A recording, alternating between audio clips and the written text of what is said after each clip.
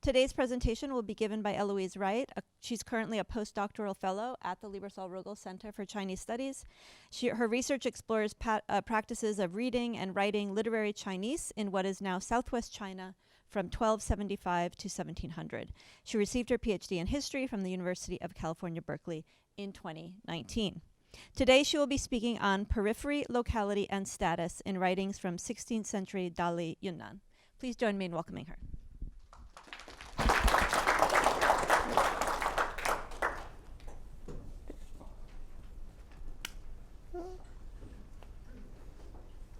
Okay, thank you everyone for coming out this holiday week. I'm very happy to see you all. So today I'm going to be talking about writings from Dali in Yunnan. And so the first question that comes up is, where actually is Dali? From this map, we can see Dali city in close view. It's the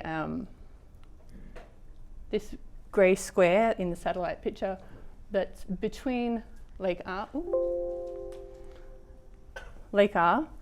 and Mount Dianshan, which run north-south parallel to each other with a about 30-kilometre long fertile plain in between them. And then Dali is about 1/3 of the way up this plain. If you step back, we can see Dali in a much broader perspective. And here Dali is in the middle of the Eurasian continent mass. If you look north, it's sort of coming down from the steppe and then the Himalayan plateau, and then it follows the rivers that go from the Himalayan plateau and take the water down into Southeast Asia, the Irrawaddy and the Salween and the Mekong. And then east-west, there's this, what we now know as China, and then to the west there is India. And so Dali is kind of at the crossroads of these substantial and quite diverse cultural and political formations. If we look historically, politically, this map is a recent reconstruction of a map of the Nanjao Kingdom, which ruled the area around Dali in the 7th to the 9th century CE. And so here, Dali's in the middle, because Dali is the center, it's the capital of this kingdom, and it reaches north towards Tibet, east and northeast towards the Tang, and then south down to Pyu, which is now Burma, and Southeast Asia.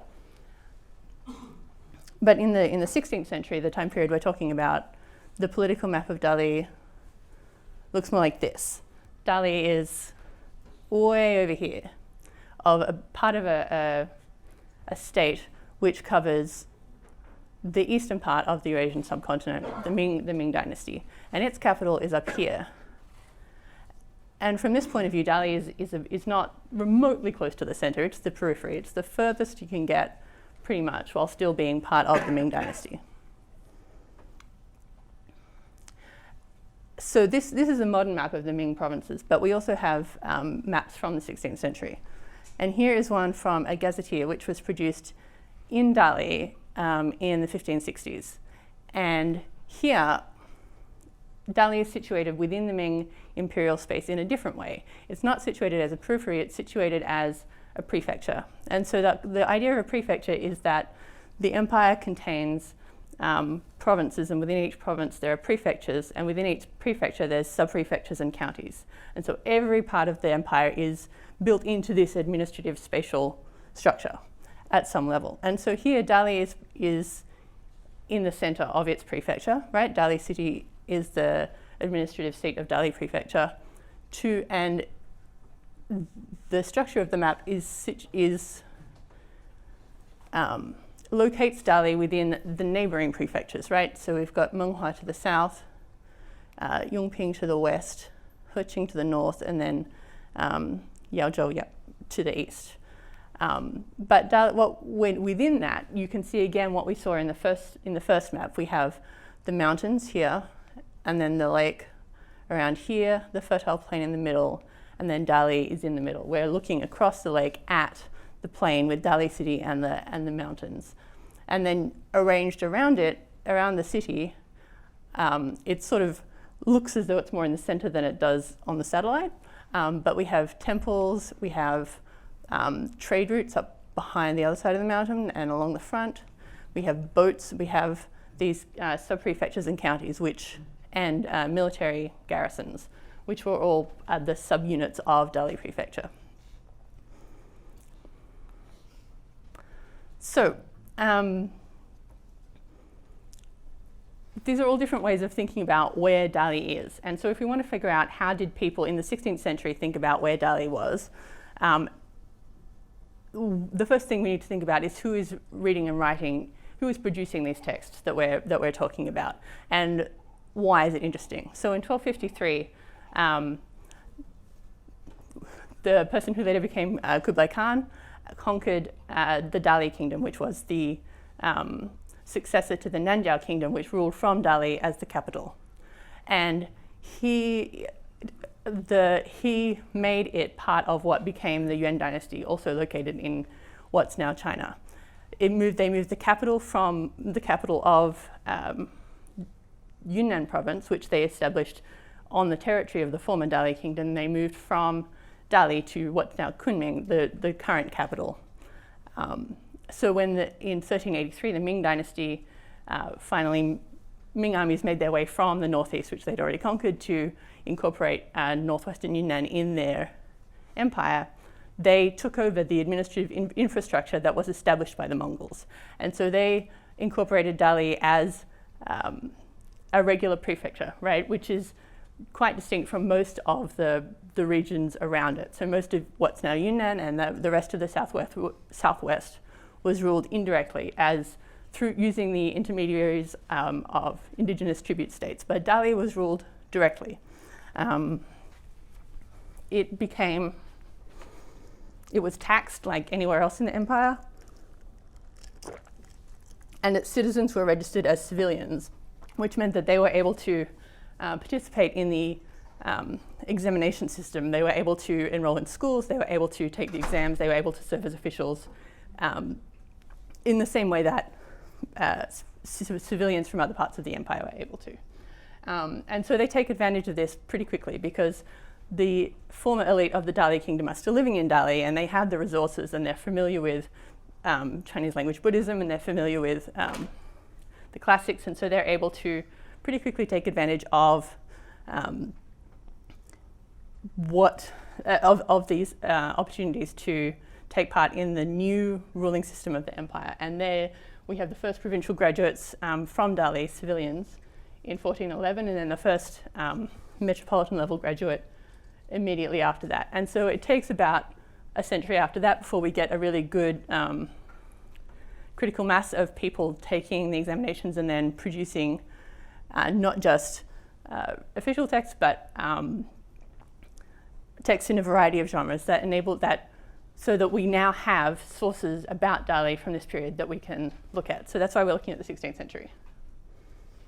Okay, so what am I interested in? The first question is, what kind of texts did these men write?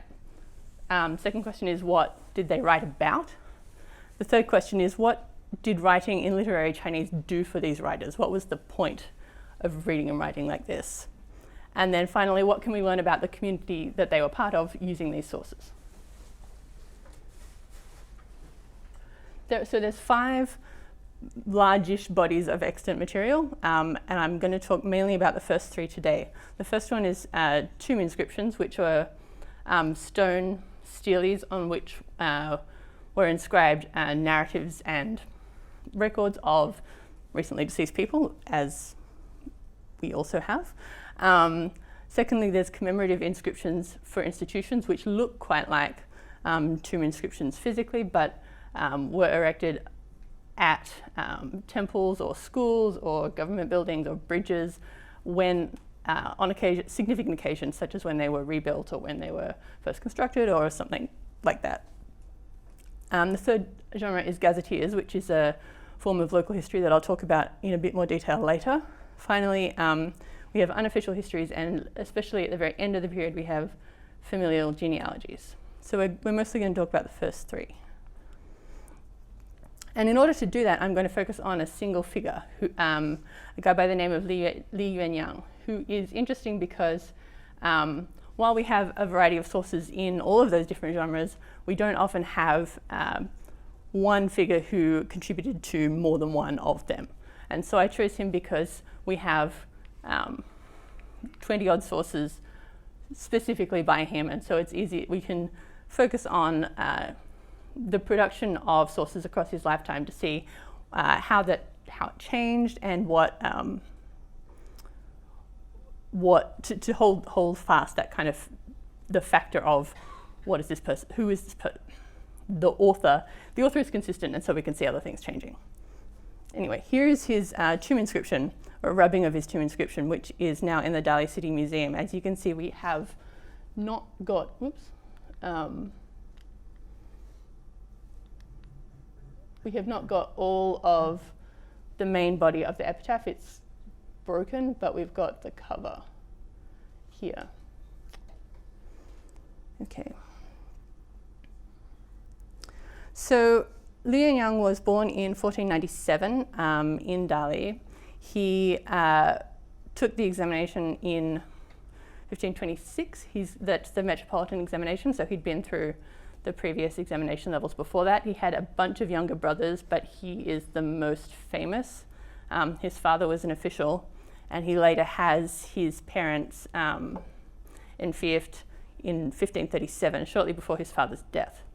So what we know about his early life is that he's basically engaged in the examination system and then becoming an official. And what that means from a spatial point of view is that he is going from his home to Dali Prefecture to take the first level examination. He's going from Dali to Kunming, the provincial capital, to take the provincial examination. And then he's going from there all the way to Beijing, which is like a 6-month journey, to take the metropolitan examination. And he spends some time there, and then he gets posted to southern China, what's now Yunnan, I think. And he goes back to Dali one time in 1529, which is when we have the first texts that talk about him or that he was involved in producing. And so one of them is this tomb inscription that was produced in 1529. And one of the things I want to talk about with this tomb inscription is what the process of producing it was like, because it gives us some idea of the typical sort of process for producing a tomb inscription. It's produced in 1529, and the person who had died was a guy by the name of Zhang Yunpeng, who was from Dali, had been a metropolitan graduate in 1502, so 20 odd years before Yuanyang, had died in office in Sichuan, but had been sent home to be buried in Dali, in Hongwei Cemetery, which is in Shizhou, which is a town just north of Dali City. And there are 5 people involved in producing this inscription. You can see, sort of, 3 of them are listed on the left, and then 2 at the very end, but we can't read that as clearly because of the degradation of the rock, breaking apart. And the first 3 people, the 3 people on the left, are there because they're considered higher status, they're more important, and then the 2 on the right are less so. The first one is Yang Shiyun, who's the guy who composed the text that was carved on this bit of rock. He was a literatus from Shizhou. He's about the same generation as Zhang Yunpeng, the one before Yuanyang. Sorry, not quite that old. Anyway, so in 1529, when this is composed, Yuanyang has just recently taken the examination, so he's quite a young, up-and-coming official.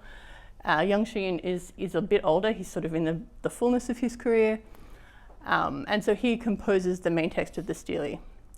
The second person involved is a guy by the name of Yang Nanjin, who is from Dongchuan, which is a sub-prefecture north of Dali City, and he composed the seal script, which would have been up here. We'll see it on some other artifacts later, but it's missing from this one. And so the composing of the seal script is something that the most senior person involved in producing the stele would do, right? He's not doing as much work, but he is in a place of honor. And then Li Yuanyang's role in this, as the more junior of the three scholars, is to copy out the text that was then carved on the stele. So he's got to have nice handwriting, but his contribution is not as highly regarded at this level. And then the two people at the end that we can't read is the person who actually did the carving of the text and also the person who sponsored it. And typically the sponsor in the context of a tomb inscription is the son or grandson or some collection of younger relatives of the deceased person. And so here we have 3 temple inscriptions that are carved by composed by Li Yuanyang. As you can see, they've got the seal script things on the top of these 2. And what all 3 of these and this 4th one are from the 3 pagodas in Chongcheng Temple, which is the most famous temple in Dali now. At the time, it was not as much, but these 4 inscriptions were composed by Li Yuanyang and erected at this temple from 1533 until the end of his life. And I've chosen these as an example because they're all from the same place, and so we can see how, what are the different goals that one person can use, even in writing about one single place, over a period of several decades. Okay, the first one, which is this one here, was written in 1533. So Li Yuanyang came back to Dali in 1542 after his father's death. And so in this inscription, he's writing about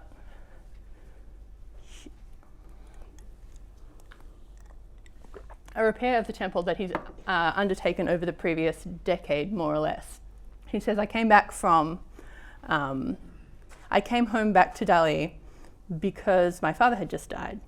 And I discovered, well, he must have known that the temple had been destroyed in an earthquake in 1514.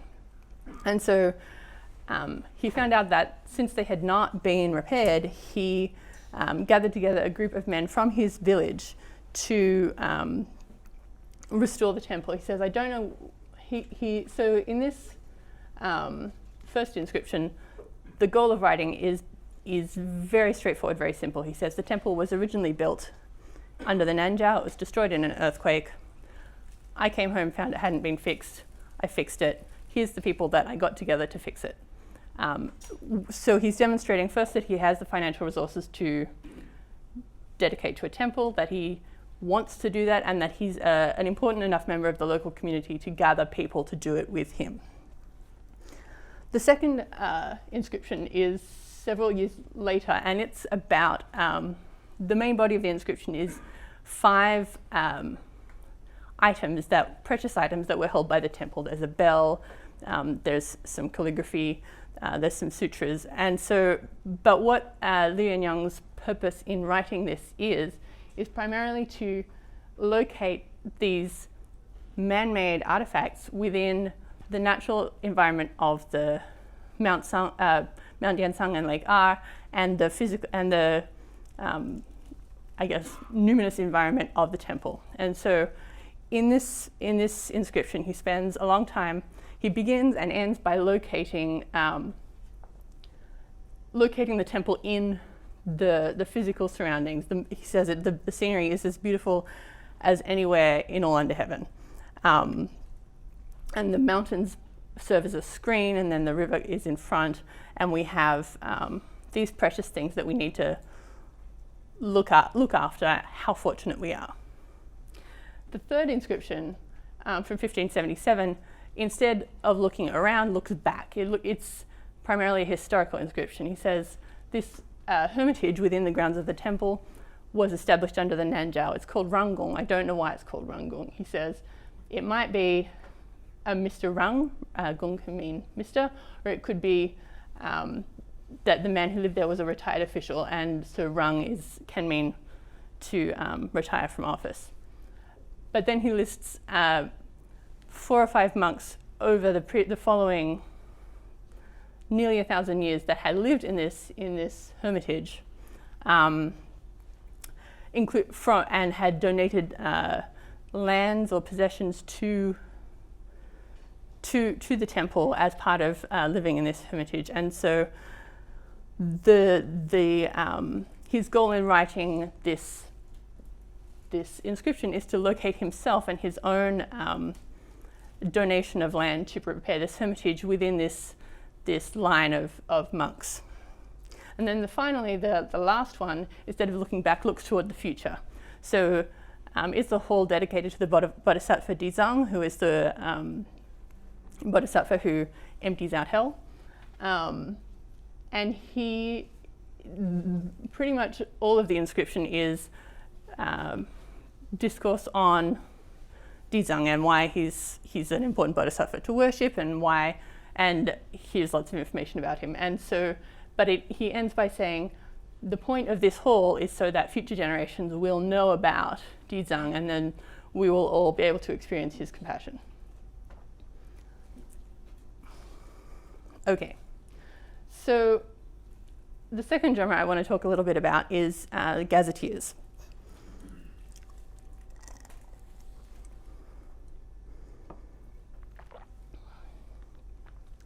Okay, so here's GAZETTEER from 17th century Yunnan, and I've got this one here because we can sort of see the structure of the early parts of the book. So GAZETTEERS are often official publications, sometimes privately sponsored publications. They're printed usually. They are about a place, and the place is defined using the system of counties and prefectures that divide up the empire. And so what you will find in a gazetteer typically is some kind of preface, which we have the end of one here, which explains who wrote the gazetteer and why they wrote it and what previous gazetteers of this place had existed, and sometimes more detailed information about who contributed and who paid for the printing. Then we have contents pages here. And so the material in the gazetteer has a fairly standardized set of concerns. We talk about the geography, we talk about the population, we talk about the tax information, we talk about notable people who have lived here, we talk about examination graduates who have lived here, we talk about temples, we talk about historical sites, and then we finish up with collections of materials from steles like the ones we've been looking at. So they would recopy stele material in the gazetteer and poems about significant places to demonstrate that the place was a place very rich in culture and cultivation. And then we have maps. And so we have a map of the sub-prefecture, and then we have a closer map of the town. And then we have the beginning of the geographical treatise at the end. And so the editor is listed here with the title and the subsections. So what we're mostly going to be talking about today are prefaces, because that's where we have the information about how the texts were put together and what are the goals of the text often. Okay, so gazetteers in Yunnan don't turn up until later than a lot of other parts of the empire. This isn't really important, except that the one we're talking about today is this one, this Dali Prefecture Gazetteer, that was edited by YUANYANG. And briefly, a provincial gazetteer that YUANYANG and Yang Shuyun, who we spoke about before, edited together in the middle of the 16th century.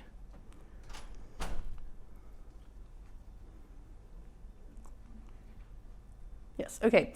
So the Dali Prefecture Gazetteer in 1563, we have 3 extant prefaces about it.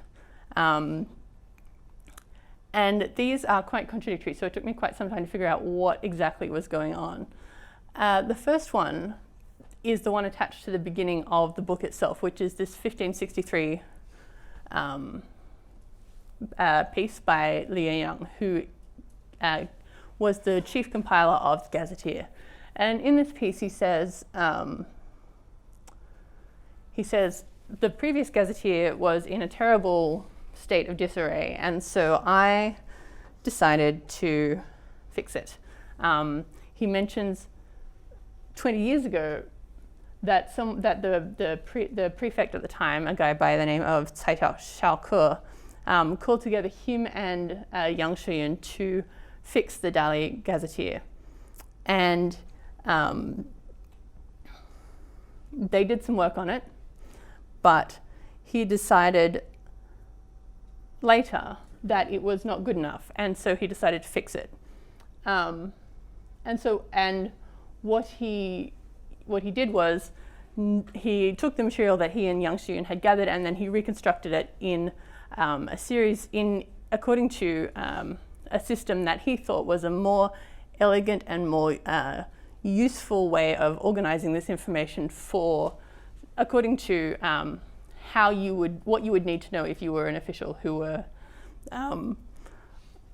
was ruling Dali. So what he's doing when he writes this is he's establishing not only his knowledge of the place, but also his knowledge of what constitutes the correct way to rule, about his ability as an official, and his understanding of the norms of governance, which puts him in a position of authority to talk about Dali not just as someone who is from there, maybe a peripheral location, but as someone who is extremely knowledgeable about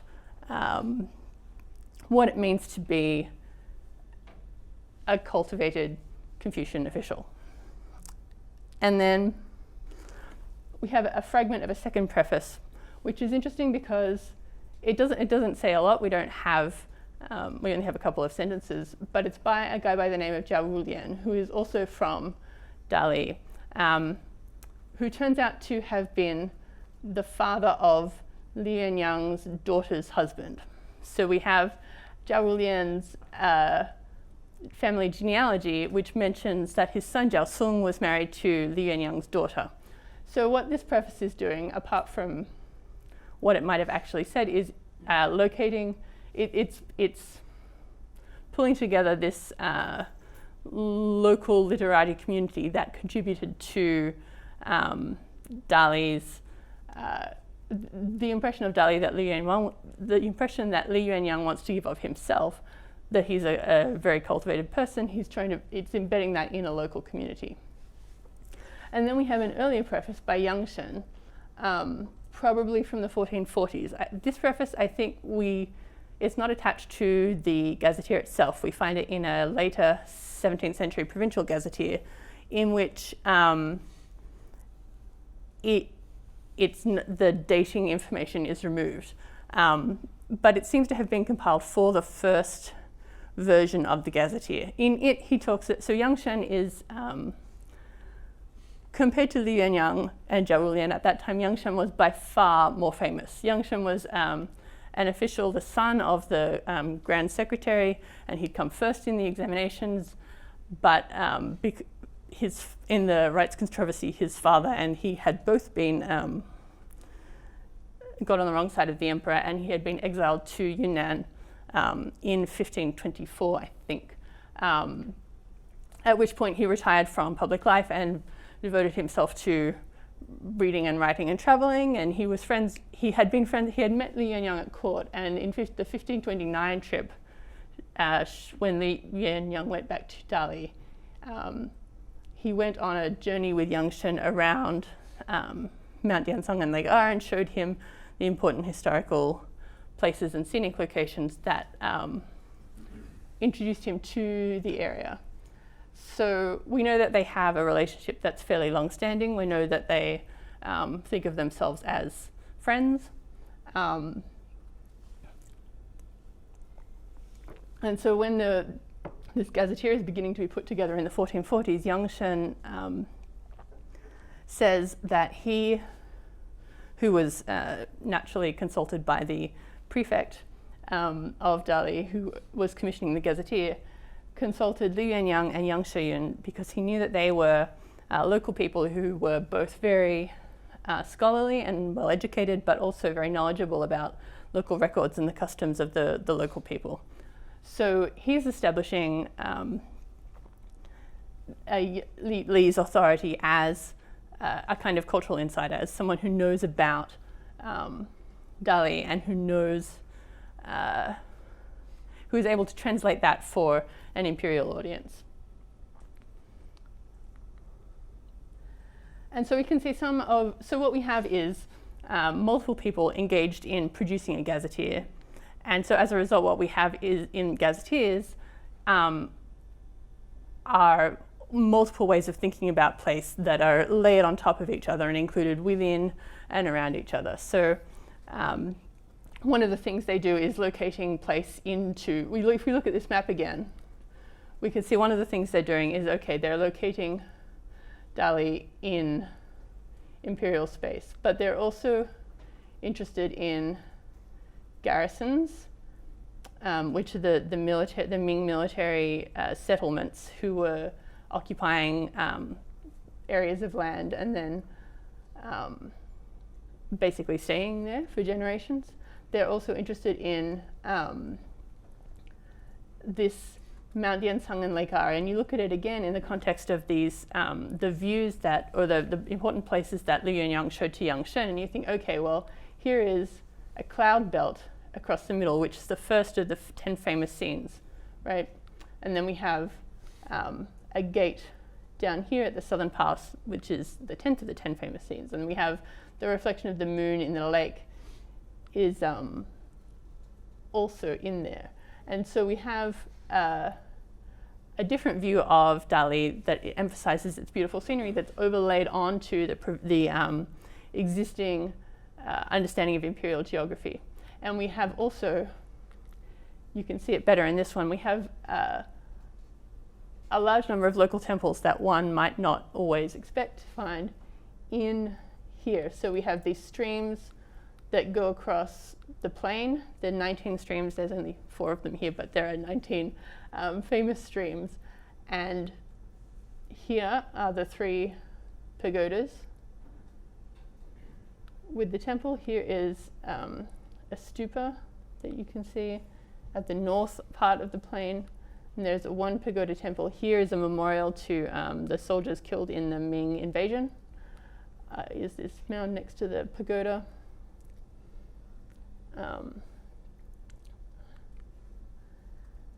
And so, yeah, what the gazetteer demonstrates, again, is this layering of different ways of understanding where Dali is located within imperial space, within a certain genre. And so here we're back at Three Pagodas Temple. It is where Liu Yuanyang is buried. He is said to have spent some time wandering around the garden and then picked a place for his tomb, according to one of those inscriptions. And then that's where he's buried. But the epitaph itself, the rock, is in the Dali City Museum, which is located in the place that was formerly the government offices for Dali. It's now a museum with steles. Okay, so where was Liu Yuanyang's Dali? The first place it was is between Mount Tsang and Lake Are. In gazetteer maps, the city is always located between the mountain and the lake in this way. And then when he talks about the temple, the implements of Three Pagodas Temple, they're again centrally located within the geography of the area, and it's a sacred geography that's not. It has significance for everyone who lives in that area. It's also a center of Buddhist devotion. So Dali is a place that you can go to learn about Dizang or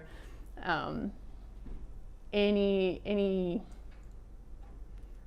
if you want to make a pilgrimage, if you want to talk to a monk, that's where you go. It's a prefecture within the Ming Empire, so it's within this system of prefectures and counties that locates Dali within imperial space. And then finally, it's a place where cultivated scholars lived, such as himself and Yang Shiyun and Zhao Lian and all of their, I guess, many of their relatives and friends, which is important because this is what really establishes Dali as a place within the Ming Empire that is not just a periphery, but is somewhere that people, so someone like him who is serving as an official in various parts of the empire can talk about Dali as part of, as a place that he can be proud of, and so as a place that's both distinctive but also within the norms of civilization as he understands it. Thank you.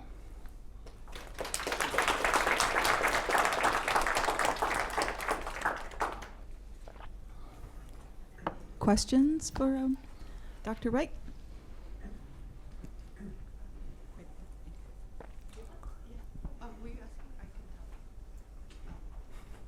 So I hope I didn't. Is this on? Yes. Yeah, I had a question about the self-perception of men like Li. So, to what extent in their writings did they show an awareness that, how should I put it? To what extent were they defensive about their identity, right, as people from Dali? And so how much of their self-presentation is designed to speak to maybe like southeastern, cultural tastemakers, right? I mean, as they moved around, the empire, how did that interaction between them and people who were more categorized as central, shape the way that they view themselves? So I think this is one of the interesting things about having a variety of genres available, because we can see in the there's quite different emphases depending on whether they're writing for a local audience or whether they're writing for a translocal audience. So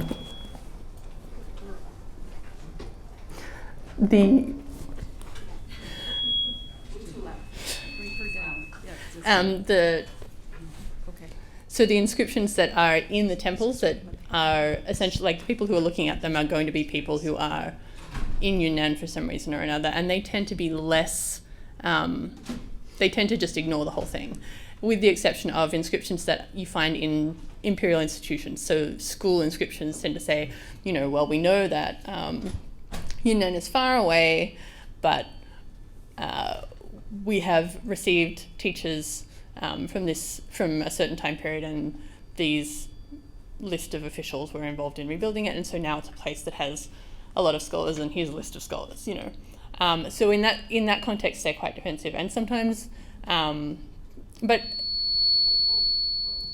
at other times they just ignore it. But on the other hand, when you're looking at gazetteers, they tend to pull. It's not as explicit. There are many of the provincial gazetteers in the prefaces are very strong on this kind of taking credit for bringing civilization to Yunnan, and you get that also with one of the local gazetteers from Jiaozhou that's by an official from Sichuan. But in these kinds of prefaces, the person who is most kind of oriented towards the outward is Yang Shen, and so he's like, well, but he is, he's from Sichuan, but he's a tastemaker in a way that others. That Liang just isn't, yeah.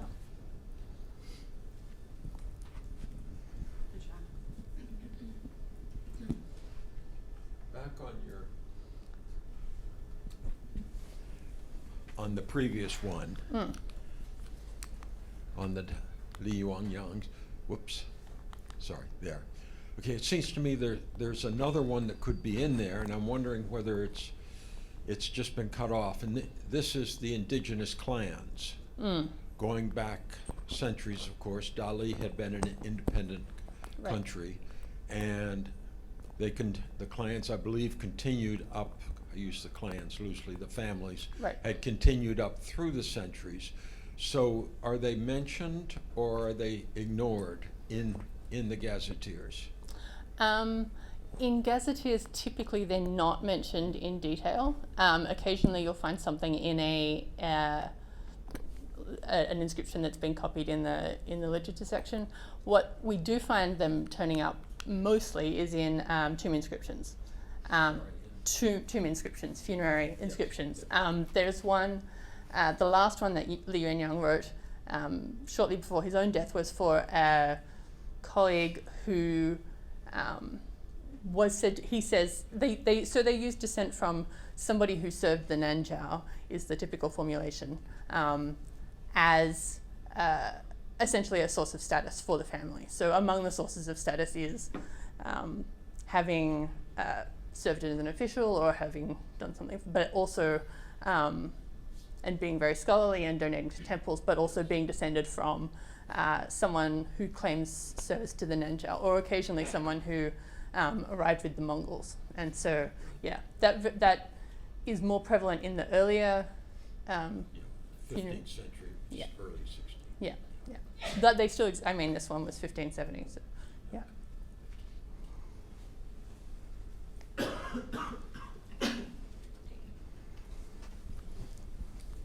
Thank you, Eloise. That was fascinating. Okay, so I have two connected questions. The first question is, how were they learning to write Chinese? And were some of them better at it than others? Yep. And then the next linked question is, not necessarily in the sense of them being bad at using Chinese, but was there a local culture of writing as well that had features that were separate from the translocal tradition that you're talking about? Mm-hmm. So it's difficult to get kind of detailed information on the actual practices of education. We know what tends to be, that's throughout the Ming, right? For any given locality, you tend to find the earliest information when they hit the official schools. But we do have a couple of inscriptions, one by Li Yuanyang for a school, which he says, look, the Taihe County School had just too many students, so we set up our own school outside. And so these are often really associated with these kind of clans or big families. So that's where they're learning to read and write. Yes, some of them are better at it than others. The most conventional way of demonstrating that is by passing an exam. So Li Yuanyang is good at this.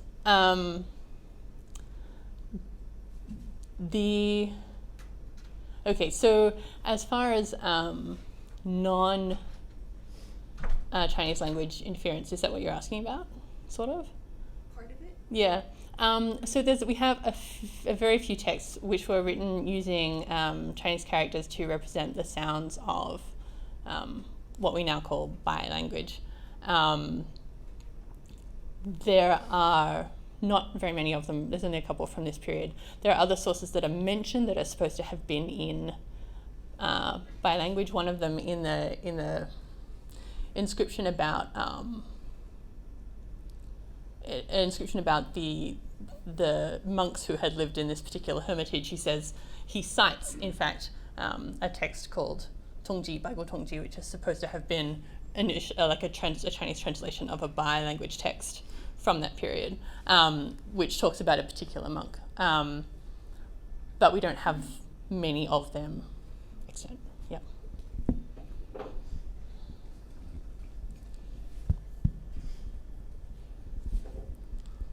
Thank you. What was the primary content of the civil service examinations at the time that Li Yuanyang took the test? Was it primarily the Confucian classics? Yep.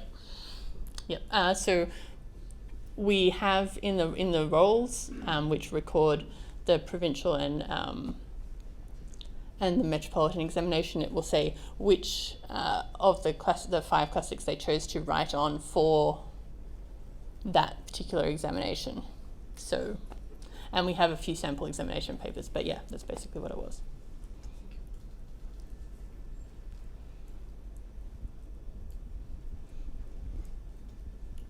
Oh, thank you for the presentation of such a diversity of texts and their rich implications. I have a questions about the term locality. Yeah. And it seems very common for, in the field of Chinese history, to call those gazetteers as local gazetteers. Yeah. But as you show us, they are named after the name of each prefecture. It seems it is interchangeable with the prefectural and the local, but when applied to other contexts, for example, local elites or local term of political orientation, it seems it obtains some other implications. I'm just curious, what do you think about this term? I think it's a term that we need to talk about more. Yeah, I think what we have in so there's a distinction between the way more general kind of anthropological literature talks about the local and the way the locality as a specifically late imperial Chinese historical concept. And what I think we're beginning to do is sort of examine how the second one has come into being. So there's a growing literature about, it's often focused on people who move across localities, but the idea is that essentially a literatus has a locality. You register for the examinations, you pay taxes, and so it's really tied in with the Junqian system, and I think that's a kind of historical development that is what's happening here. Actually, one of the things that writing gazetteers is doing is establishing Dali as a locality, as opposed to just a place, or a uncivilized place. And so, yeah.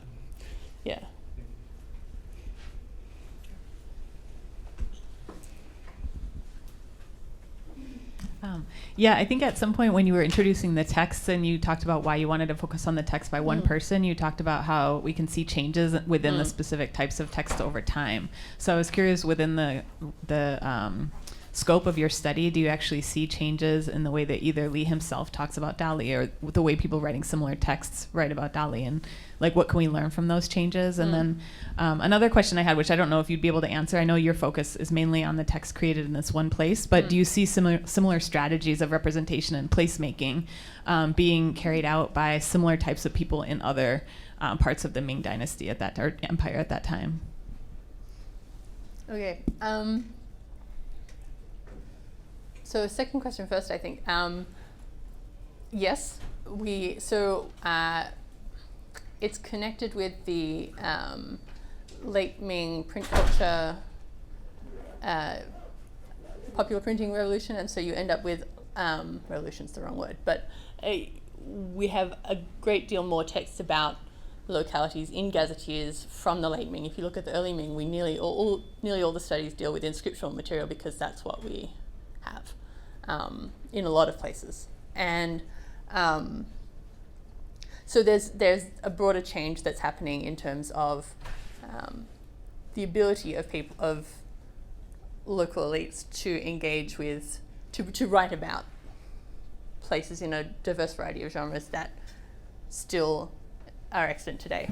In terms of, I'm not sure if the thrust of your question is towards other kinds of peripheral areas. As far as the southwest goes, Dali is pretty unusual in that most of the other gazetteers from Yunnan are written by people from elsewhere.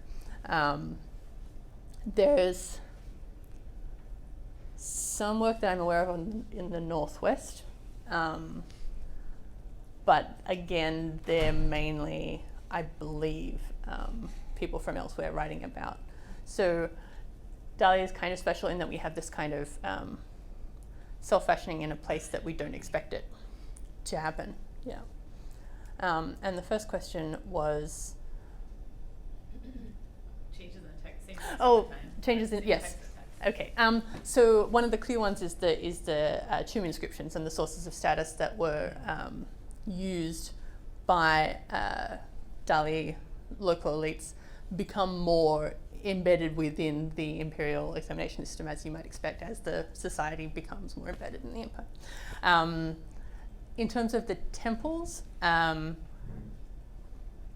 probably the biggest change is the rise of different locations. So Mount Jesus, that our other postdoctoral fellow works on, is very increasingly important in the late Ming, and it's not really talked about much in the early Ming. In terms of the gazetteers, we have a switch from mainly provincial gazetteers to mainly local gazetteers. And then the unofficial histories, we have a particularly strong group of people who write in those genres in a particular time period, and then they become, their material from the 16th century becomes incorporated in texts from the early 17th century that become incorporated in the Sukh-Chuan-Shu, and they become the standard account of Dali, and then the earlier ones just kind of get shoved aside. Yep.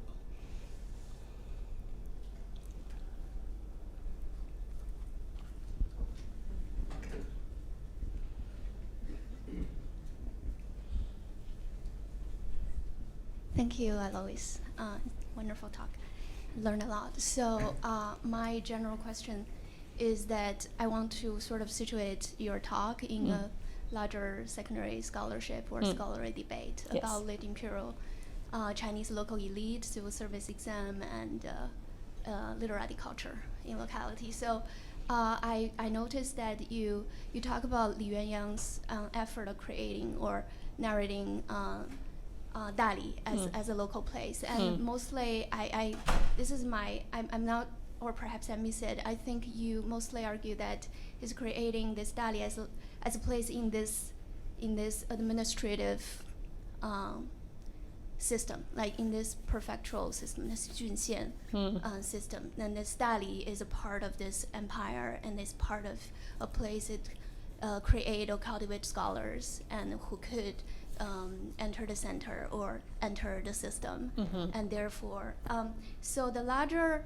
scholarly context I want to bring in is, for instance, studies by Song scholars and Lei Ming scholars, and especially I'm thinking about the lines of scholarship by Peter Wall, by Robert Himes, and then those people they're talking about, they also look at, but mostly Southeast China, right? They look at Wuzhou and look at areas where you do have place that cultivate a lot of local literatis and scholars who gain their status indeed from participating into a system that has such a low chance for them to gain any official post. So their argument is that, so in fact, that those people who, especially Neo-Confucian scholars in this period, with that ideology of moral agency and individual authority outside the government, and they're trying to use this civil service exam or language or rhetoric to in some way establish their local roles.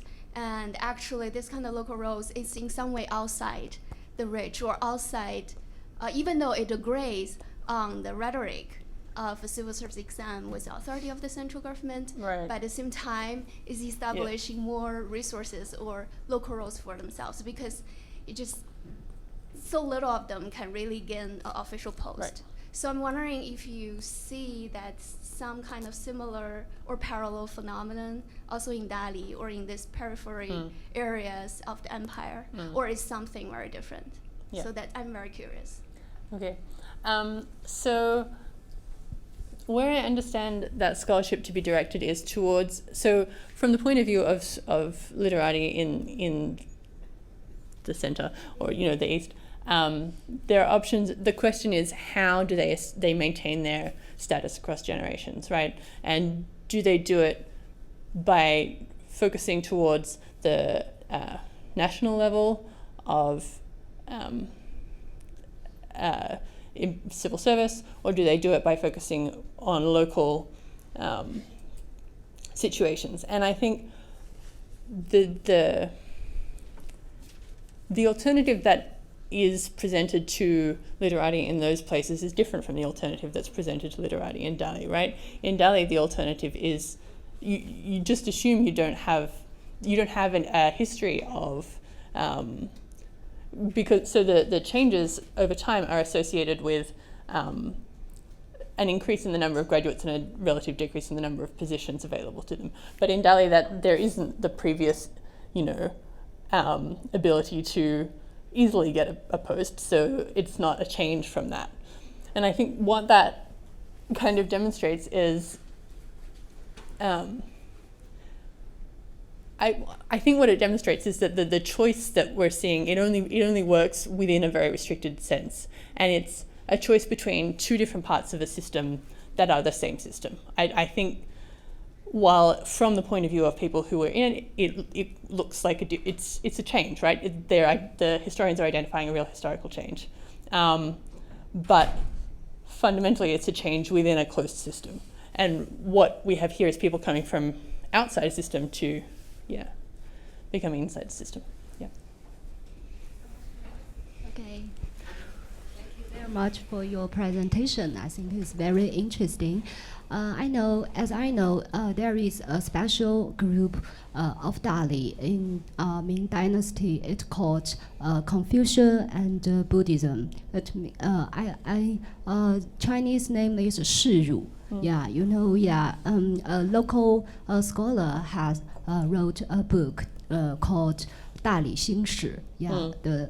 Mind. So history of Dali or mind history, I'm not sure, but I think the scholar want to create this temperature to describe the group's mind. So I want to know what's your opinion about the 心史, this the concepture of 心史. We're talking about Ho Shung's book, right? Yeah. Okay. So for those of you not familiar, the book is conventionally translated in English, The By Soul. And he's really trying to emphasize a kind of indigenous spirit that is native to Dali, as opposed to this kind of more as he might say, Chinese style literati. And so what this formulation is doing is to kind of bring together a kind of Buddhist, local, and Confucian official version of Dali elite identity. I think his material is fair enough. I think his framework is a bit, I think emphasizing, I think he is looking to see, here is us and then here's them and here's a kind of melding. And I think by setting the two opposing poles at Buddhism, which, as more recent scholarship has shown, is was also deeply embedded with Chinese Buddhism rather than Indian Buddhism. He's the rhetoric of these texts is often, we got this Buddhism from India and we're closer to India than China, so our Buddhism is really great, right? Essentially. And I think while the Ming authors wanted to use India as a way to differentiate themselves from this existing system, they also were trying to do that within the existing system. So what the point of the kind of writing a gazetteer of Dali within a Junxian framework, it shows Dali is special, yes, but it's also special in a way that is comprehensible within a Chinese framework. And so I think I would put it as a more hierarchical kind of difference rather than a, I think we're out of time, but I want to thank you for the great talk. Thanks.